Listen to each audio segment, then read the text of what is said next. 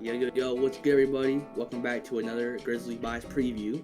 Today's preview is going to be on the April 2nd, Sunday's game against the Chicago Bulls. It's going to be at 3:30 Eastern Time because it's a Sunday game. And Steez, like, guess what? yeah.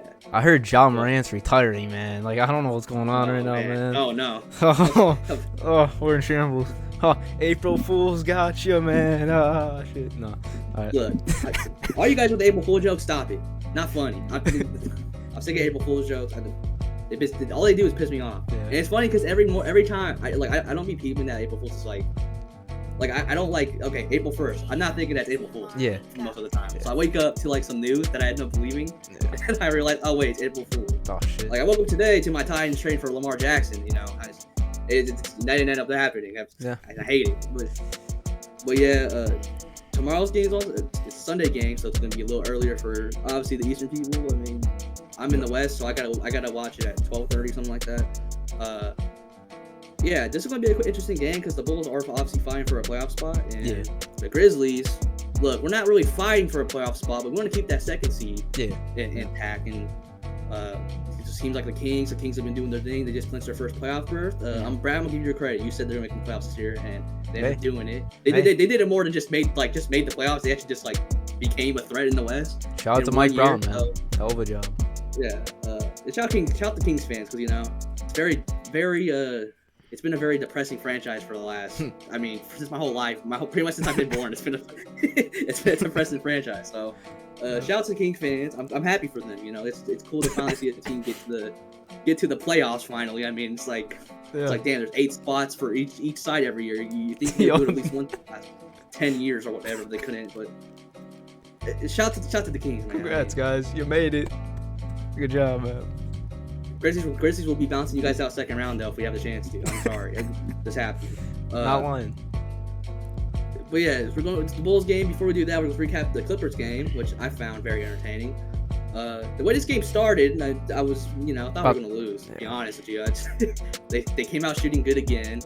I was already kind of like weirded out that we're playing because there was a hurricane warning or a tornado.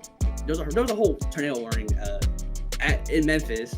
Yeah. And I guess like in towns next to it, like the cities were getting destroyed. Like I heard like Little Rock, Arkansas was getting like destroyed in some parts, and Jackson was serious. Dude, it just missed them, dude. Just missed them. I was like, should Memphis be playing right now? It's like it's in Memphis. Like part of it's in Memphis, and I was thinking halfway through the game, the roof's just gonna be pulled up, and man, I don't know. Yeah, like I was like, it doesn't really make sense why they're playing. I thought they'd be a little more cautionary. There wasn't fans really at the game. Crowd was still kind of doing his thing though. I won't lie. We started off this game very bad. It was a slow start, and the Clippers kind of took it over. I was like, oh, this might be a bad night. But boom, second quarter's in, we're down 20 points. Easy comeback. And who really sparks this comeback? Luke Kennard. Yep. I'll say Luke sparked it because he's that good at shooting threes. And I always said it. Before we trade for Luke Kennard, I always said it that the Grizzlies are not going to be able to come back from leads unless they get some 3-point shooting on their team, and it's true because 3-point. If you're shooting half a 3-point from the 3-point line, then you're going to come back in the game. Obviously, if you're just going to be shooting lights out. Yeah. Since we got Luke Kennard, we came back from a lot of games. I mean, we came back from 29 against the Spurs. We came back from 15 against. I'm trying to remember who we did it against. It was somebody. Recently, and we also came back from 20 last night. I mean, we just keep coming back from, and I think it starts with 3-pointers. Like we're hitting good threes, and then for Grizzlies obviously can play good defense. They can hustle when they really try to, and it makes comebacks easier. So Grizzlies able to make this comeback. We played good throughout the rest of this game. There's a crazy Roddy poster on a Zubac. Roddy, you know, laid his balls on his chest and completely destroyed him. Ever since he's got that Dylan Brooks, you know, type of haircut and everything like that, man. Hey, I like it, man. Keep it. Yeah, it's going good. Shout out to Roddy. He's been playing great. And, Grizzlies had another great game. The thing I wanted to bring up in this game was, let's not forget, on Friday, Westbrook called Dylan Brooks trash. He said it a couple times, called him trash. And I like Westbrook. You know, I'm a big Westbrook fan. But, Westbrook, what happened, buddy? Okay, look, you talked all that shit, and you scored 4 points or something like that, shooting like 1 for 8 and 5 turnovers. You're not good. Locked up. And look, I have an excuse for Dylan Brooks. He did not play good against Friday because Dylan Brooks has said it multiple times. He takes hours on hours scouting his matchup. On Friday's game, he was scouting Kawhi Leonard because he thought he was going to be on Kawhi. Kawhi Leonard's not playing because of personal issues. Yeah. And then boom, he's on Westbrook. Westbrook gonna have a good game. He wasn't late for Westbrook. That wasn't his matchup going to the game. But this second game, he got to actually see Kawhi and he got to see Westbrook, and they ain't doing nothing. By the way, Kawhi didn't play bad. He had a solid first half, but he played 18 minutes in the first half and did not play at all in the second half. Yeah. Don't know what the Clippers are doing, but they seem a bit lost. But yeah, we'll go. Yeah. Grizzlies win again.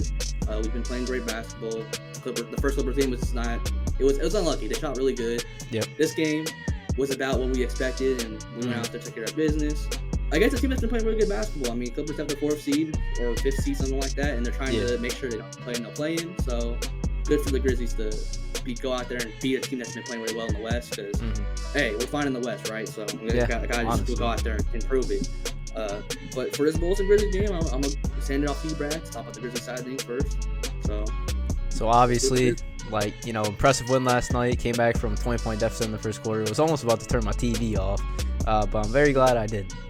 And we just took over that game. But getting into this matchup, we've won 8 of our last 10 games. We had that loss, obviously, like Steve said, the first game against the Clippers, and then against the Heat. That game was just terrible. But things we did well last night against the Clippers, just to break down some of that, was just a rebounding battle. I mean, both teams did good around that. We won 51-50 on that battle. Second half, we really took care of the ball in the second half. First half, the problem in the first quarter, stuff like that, was just like the amount of turnovers we had. I think we had, 8 or 9 at the end of the first quarter, something like that. You remember? I think it was. Yeah. Sure. I think it was around that. But yeah, we really toned that down the rest of the game and only ended with. I think we had 9 or 10 in the first half, and then we only ended up with 15 at the end, which is really good, big improvement in the end. And then just last but not least, just dominant in the paint. We just dominated the paint last night. We had 60 paint points. They had 44. We just played. Obviously, that shows that we played just great defense in the paint, and that's with Jared, and that's with everybody. With Tillman too. Tillman has been playing a lot of good defense recently. He was honestly on the perimeter sometimes last night, and he was actually doing pretty good, just on the switches, holding his own, and not allowing just easy drives to the basket. Another thing was just fast breaks. I mean, we're one of the best teams, if not the best team in fast break points. 24 last night. I mean, that's just from guys like Luke Kennard, Desmond Bane, just players like that have just been thriving in just fast breaks. Desmond Bane especially, his finishing has gone to a whole new level just with this fast break stuff. He's done so well with that, really recently. Some breakout players, obviously, Xavier Tillman, last 5, 14.6 points per game, almost 15 a game, and then almost 8 rebounds a game as well, with the season averages being 7 points and just 5 rebounds. He's a guy that stepped up a lot, with Steven Adams and Brandon Clark being out. He's just a guy that's just, I can't say enough of the job that he's done, and just how his game's just evolved in these games that he's had the opportunity to prove himself. And I really I really enjoy having him being on our team right now, and that we didn't I know we slandered him a lot, on our last podcast. We were like, oh, dude, screw this guy. This guy sucks. We got to get this guy out of here. But this guy right now is a huge part of our team and why we're able to win right now. Desmond Bane, last 5, about 25 per game, 5 assists per game, and 2 steals per game also. Defensively, he's done a really good job, about 2 steals per game. Awesome right there. Season averages, 21.4 points per game and 4.3 assists. And then last but not least, the man, the myth, the legend, Luke Kennard, man. Last 5, 18 points per game nearly, and a whopping 60% from the three-point line. That is just insane. Oh, man. I said, 6th man of our team right now. Yeah. He just is. He's been that great. And it's just insane because, it's not just he's shooting a few threes. He's shooting, around 8 to 10 threes per game, it seems like. And he's just been drilling them, man, and it's just awesome because he's helped us spark, we were talking about in the beginning of the episode, just how he sparks comebacks and just how he sparks just momentum shifts for us and gets our team back in it and get us locked in. He's just a guy that's been insane. And then just season averages for you, 8.9 points per game and 49% from 3. So it's just insane though, how he's been able to come in here And especially just not off 3-pointers too, like we were talking about too. He's a good playmaker. Like he's been doing great things with that, and just been on pick and roll. Like he's just been amazing with those two things, especially with his 3-point shooting. But yeah, some things that we got to do tomorrow against the Bulls. Obviously, rebounding. We already know that story. And then we just got to play good. We got to just continue to keep playing good defense, closing out on shots. We did a really good job on that last night. And it was, like we said, like Steve said, like we said, that we thought the Clippers were going to shoot, a lot worse than they did in that first game when they were just drilling everything. And, oh yeah, Robert Covington. What happened last night also? What happened to you, bro? You played like how many minutes? Like maybe like 10, 15 minutes, boy? Yeah, no 7 for 7 last night. But they didn't show how they did in the first game. I mean, it looked like they were for a second the first half or the first quarter, and I'm like, oh man, don't tell me this is gonna happen again. Like it's ridiculous. Yeah. But nah, they toned it down finally, thankfully. Yeah, we just need to do that. Just continue like the fast breaks. Like that's just a huge staple in our like team, getting also momentum going, and just that was the big thing last night. Was our defense really stepped up in that second quarter and just allowed us to get fast break possessions and fast break buckets. And that just really also helped our comebacks happen with, Kennard and Bain and everybody like that. So, yeah, we just got to take care of the ball, get fast break buckets, and just continue to keep rebounding. I'll pass it off to Steve to talk about the Bulls. All right. The Bulls. They've been playing all right. They've 3-2 in their last 5. Mm-hmm. They're obviously trying to fight for this playoff spot. They need to be on the top of their game. Yep. And they're not the best matchup for us. I'll say that.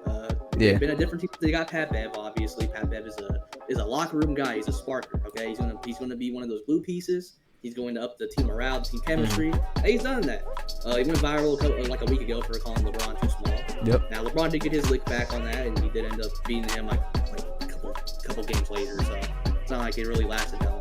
But it's gonna be interesting. You got once they got Pat Bev, who's a menace, and then on the other side you got Dylan the Villain, who's also a menace. So the two are going to collide, and I'm expecting a little bit of a scruffle from Dylan Brooks and Pat Bev back and forth. It has to happen. It feels like it's just going to. Yeah. Like it's easy to call it when it's Draymond and Dylan Brooks. I just have a feeling there's no way that Pat Bev and Dylan Brooks don't get into it one time in the game and talk back and forth. Big things for the Bulls, okay? Zach LaVine's their guy, obviously. Zach LaVine's gonna, if he drops 30 points in the game, they're probably gonna win the game. I'll say that. Yeah. Thing is, though, we got Dylan Brooks. Dylan Brooks is gonna be able to, I hope, contain Zach LaVine or maybe shut him down. I mean, he's gonna shut down star players. We've seen it a lot. We've seen it this season. So I'm not expecting Zach LaVine to have the game that he's been having lately, where he's dropping 30 plus, and Bulls go on to have a 10-point win. Just go on to go do their thing, and a lot of that is to start with Zach LaVine. So guys like DeRozan and Vucevic have to come in big to this next game. They have to step up and be the support cast for Zach LaVine, because Zach LaVine's probably not going to have the greatest of nights if you got a guy like Dylan Brooks on. Mm-hmm. So I have to expect more from a guy like DeRozan, who has had his games against the Grizzlies. That man used to be a Grizz killer, I swear. Yeah. When he was on the Spurs, we would struggle against him because he was a mid-range sniper and we couldn't stop him. So there's that. And then rebounding, we say it a lot. I mean, Grizzlies suck at rebounding right now because we don't have our top players. Yeah. They happen to have Vucevic, who can go for 12 plus in a game if he wants to. And then they have Andre Drummond, who's one of the best rebounders in the NBA, and that's off their bench. So there's going to be a guy that's a good rebounder in the game at all times. I expect with the Bulls, that's going to be a problem with the Grizzlies.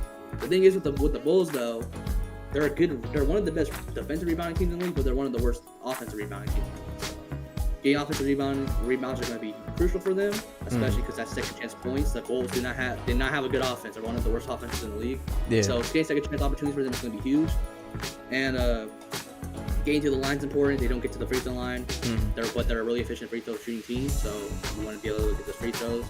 And when it comes to the defense, you want to stop three. They've been able to stop the three pretty well this year, but when it comes to the Grizzlies, you basically just want to make sure Luke Kennard doesn't get 3-point shots, because if he does, it's most likely going in. And Desmond Bane's obviously another guy, but Desmond Bane's been way more versatile lately, where he can just drive in on you. He's more of a problem, you got to make sure Kennard is just you can't let him get a lot of open shots. I feel like the Grizzlies have been doing a really good job of getting him the open looks. And me and you expected that, obviously. We expected him to get his open looks, and even though he's been lights out from the 3-point line, teams have still not have still not been able to stop giving him so many open looks throughout the game. Yeah. And that's going to be important for the Bulls. They're also going to keep the Grizzlies out of transition because they're a good transition team. Yeah. And last thing I'll say for the Bulls, you want to hope for some spark off the bench. Kobe White's been a really good player for them the last couple weeks off the bench. He's had some really nice games that have led to wins. And who knows, Ayo Dosunmu could have a big game. Like I said, Drummond can have a big game on the boards, but I mean, I don't know. They call him Kareem Abdul-Drummond, right? I mean, I don't know what he's going to do. He's had some horrible plays against the Grizzlies as of late. I mean, last game he had that air ball layup, and then a couple seasons back he had that other, like, I don't know what it was. It was also an air ball layup. I can't, but it was like weird. Drummond has some low lights against the Grizzlies. I know that for sure. So, Bulls got expected. They gotta hope to have like their spark off the bench. That's going to be huge. Now, I'm gonna be honest. This is a game I'm a little scared for with the Grizzlies because it's not a matchup that's favoring us for sure. Sure. The fact that the Bulls have the team to actually like, that's like, I get every episode of this previews we have brought up a mismatch on the Bulls. It's just how it is.